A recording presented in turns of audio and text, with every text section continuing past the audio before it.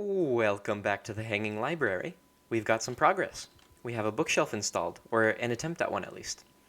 I'm reasonably happy with how this looks. We're using basalt and smooth basalt, which I gathered from geodes, as the frame, and then the interior is deep slate, regular, not cobbled, so we use silky snoot for that. And we've got occasional ores poking out. I'm thinking that the way we can tell apart these different cells is by the ore color or ore combination inside of them. So that if somebody is looking for a channeling villager, I could tell them, oh, go to the gold and redstone cell, for example, and they'll be able to know which bookshelf to visit for those books. I'm pretty happy with this color combination. Inside, we also have blackstone and gilded blackstone. We're going to try it with a few more ores. I ran out of deep slate, the smooth deep slate. We're going to go resource gathering for a bit, I think. Oh, also, I wanted to mention the books.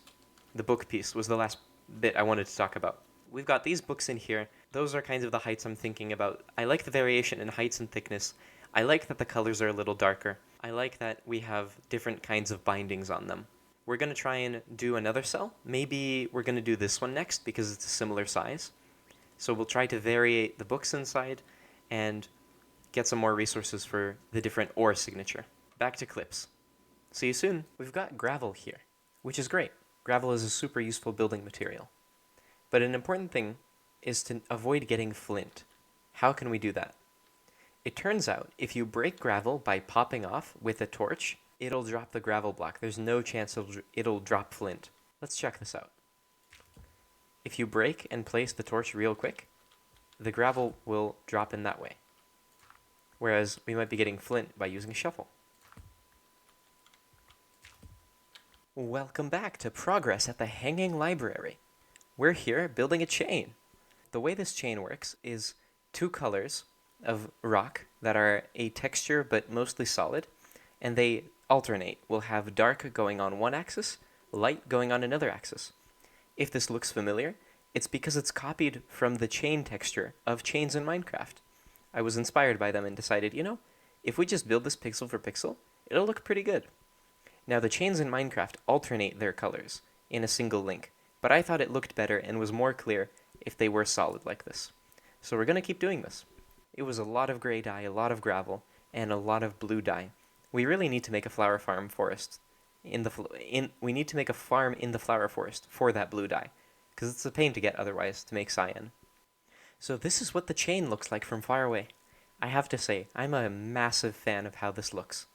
However, I think we're going to shorten it up a bit, because right now, the hanging bookshelf would be on the same level as this one. And I think it makes more sense for this one to be up a little higher. So let's get rid of, let's say, one link.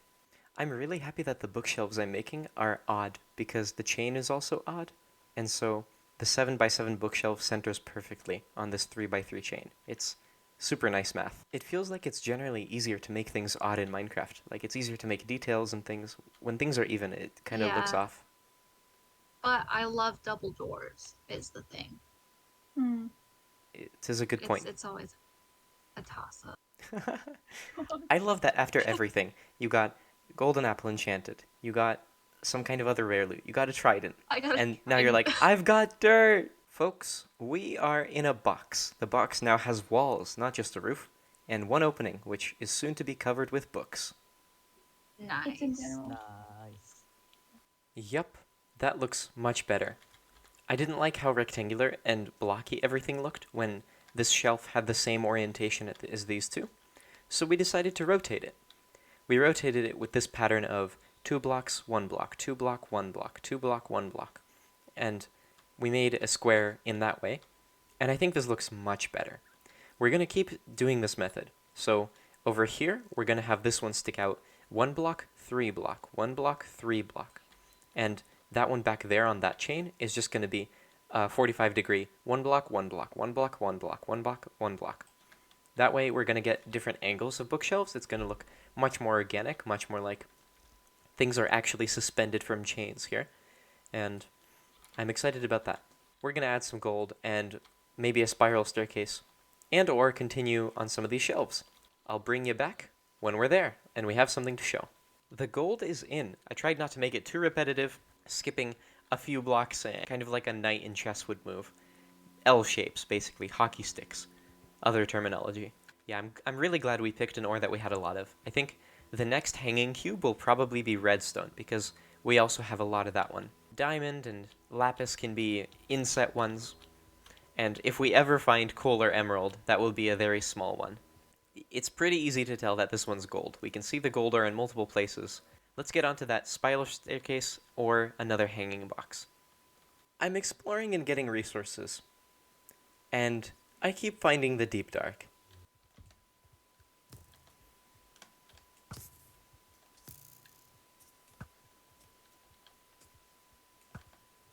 Alright, more torches, eggs, blocks is what we're coming back down with. On this mission to gather resources from the Hanging Library, we're going to explore a lush cave and fight a warden. It's so ridiculous. This can not go wrong in any way, most definitely. And I'm sure my fighting skills are a testament to how prepared I am for this. We'll stock up on arrows, just in case. And we're gonna bring some ender pearls, also just in case. It would be a bad situation to be stuck down there with the warden with no way back out. So, in addition to blocks, we're gonna bring some ender pearls. This is the Lamborghini I've been using. It's one of the 3 slaughters, so by that I mean 9 slots. And I thought this carpet color matches the mangrove boat, right, reasonably well. So, that's what we're using for now. Eventually, I'm still working on breeding them between camera scenes, so I'll let you know when I find a better one. We're going to start by lighting up the surrounding area, and then we'll worry about doing poorly planned, probably bad idea things with the warden. We really ought to get soul speed and put soul sand or soul soil in this area so that it's faster to traverse. These caves are just too big. I think it takes me about 2 chicken to get between the elevator and the end where I'm lighting it up now. On the way back, we'll try this.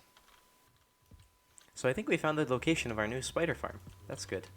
I was just thinking how we need some more wool. I mean, I guess we could make wool with string, but no. I was just thinking how we need some more string. I was trying to craft some stuff and found a hard time doing so.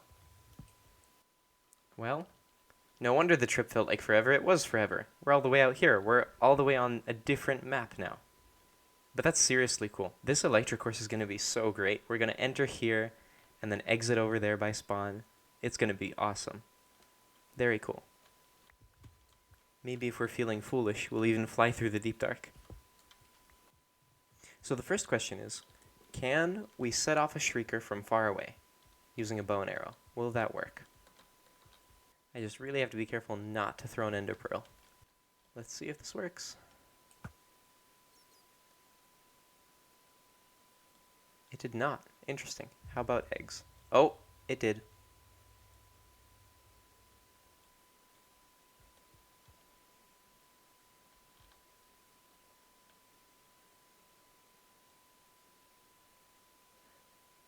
That was terrifying.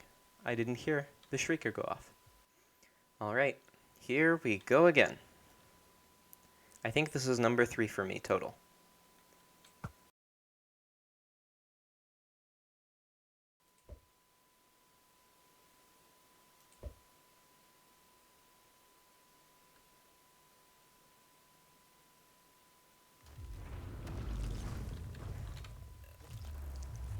That sounded like an emergence. And that sounded close.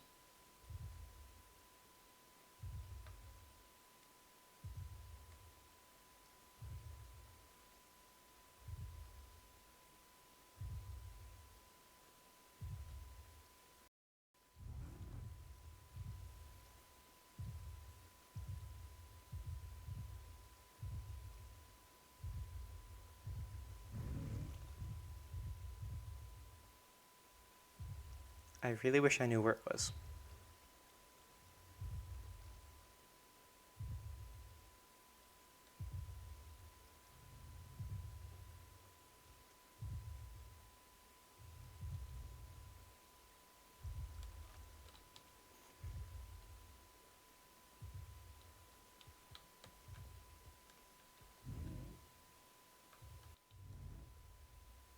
Why can I still hear it? I can still hear it. Let's go. I have decided this is not worth it. I wonder why I could hear it so far away. That would suggest it's not that far away, but I wonder where it spawned. It must have been somewhere near the player's position, right?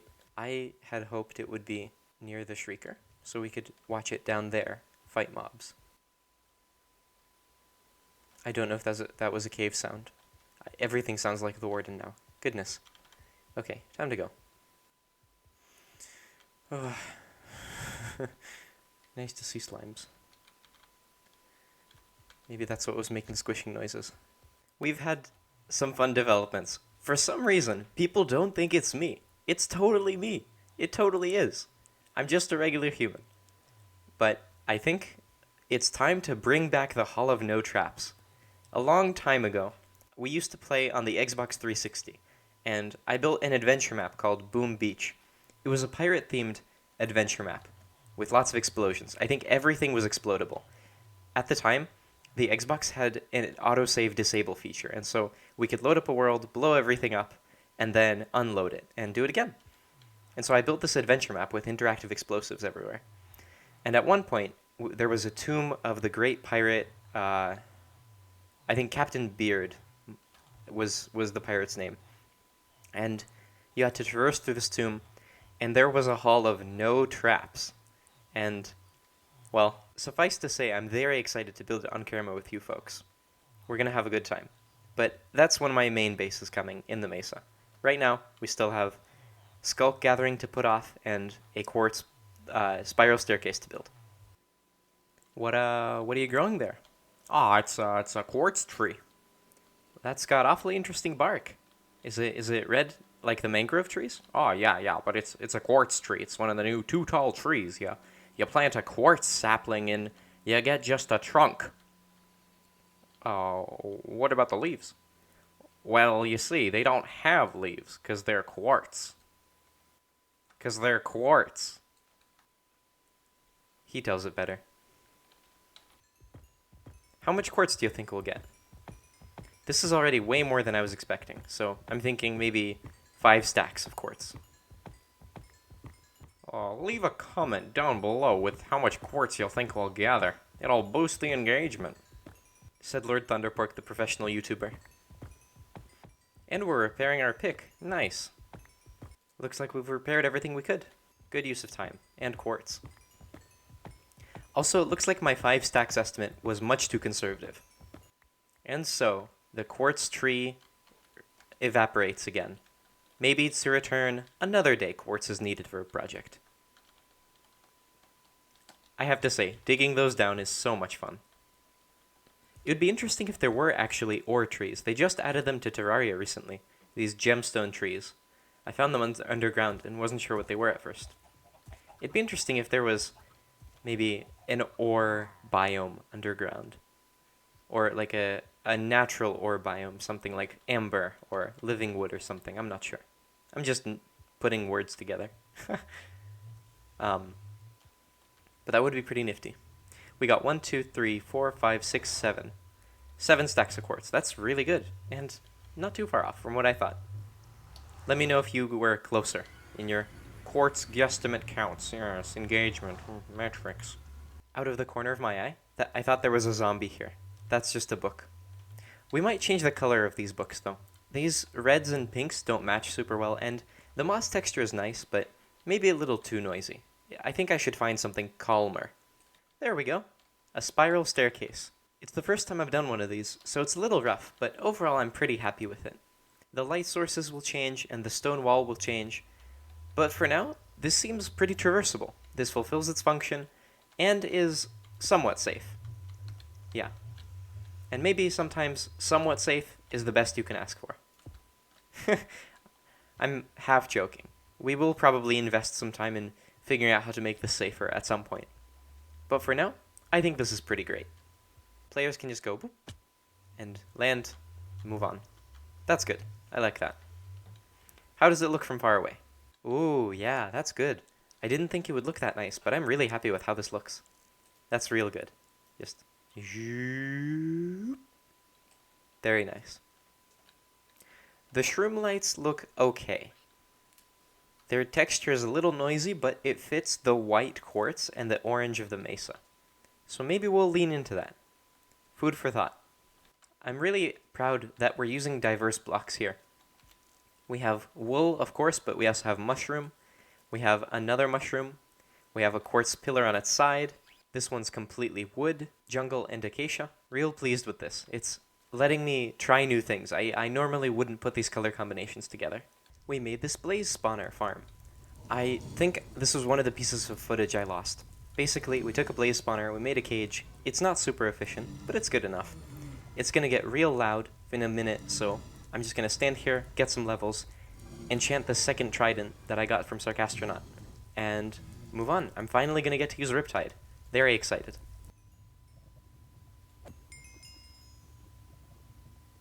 Hey folks, wanted to share something strange I found. It looks like if you look at Endermen through a spyglass, they don't get upset at you. Maybe it's just that I'm too far away. Anyway, we've completed some more of these quartz bridges, and we're really leaning into the amethyst theme here. We've got almost all the bookshelves connected now, just that one left on its own, and we're gonna get to that one too. The bridges look kind of like this. There's got amethyst crystals that have been suspended and are growing from the walls. So maybe there's some story there about how these crystals are, I don't know, anti-gravity or something, and so they're growing from the walls, but then we can suspend them here and anchor the platforms to them. I was playing around with Skulk, but I'm not sure I love how it looks. I think maybe just on the ceiling of the bookshelves would be best. Otherwise it will take up too much space that we could use for villager trading. So yeah, that's what I've been up to. And I think it's time to start getting villagers traded, because I'm a little bit tired of building, and frankly, we're almost ready to move them in. We just need to figure out how. I had a few thoughts. We're definitely taking them out on a minecart, so it might make sense to just keep them on that minecart and build temporary tracks for them to follow. That seems like the simplest solution. Even though the bubble elevator is nice, it's not super predictable, so I think minecart rail is the best option. But before that, we really want to light this place up so no zombies spawn and ruin our day. And we're going to put the villagers inside of these. I was thinking about having them on the outside walking around, but we're going to have to do some kind of prevention to prevent that. Oh, there we go. Okay, he was just too far away. Alright, folks. Today we're wrapping up the episode, and there were no comments on the last one, so I'll just tell you a quick story while we look at some footage of me building this spiral staircase. Let me know if this kind of time-lapse thing is interesting. I'm still working out how to work with the replay mod. It turns out it takes a lot of time to edit. Like the warden stuff, for example. Going back afterwards and figuring out how to put it together, it was non-trivial. Today's story will be about an experience I had last week. A friend of mine invited me to go canoeing on a lake nearby, and we got to see a wildlife preserve. We got to canoe straight through it. My friend noticed a turtle that jumped off a log and pointed it out just in time for me to see it jump in the water. We also saw lots of blue herons and what looked like storks, and of course geese. Overall, it was a really great experience. Moving between the calmness of the preserve and the openness with waves was really a good experience. Very diverse set of canoeing. And it was my first time in a canoe as well. The paddles are one-sided, which is different from a kayak. I'm not sure if I prefer that, but it was good to have the new experience either way. Oh, and the canoe was metal, which meant that we could see the bottom of it flex as we went over waves. That was unusual. That'll be the comment of the day from Lord Thunderpork. Next time, we're going to work with villagers. I'm recording some of these episodes in advance because I'll be gone for a few weeks. Hopefully the pacing isn't too far off from what is comfortable to watch.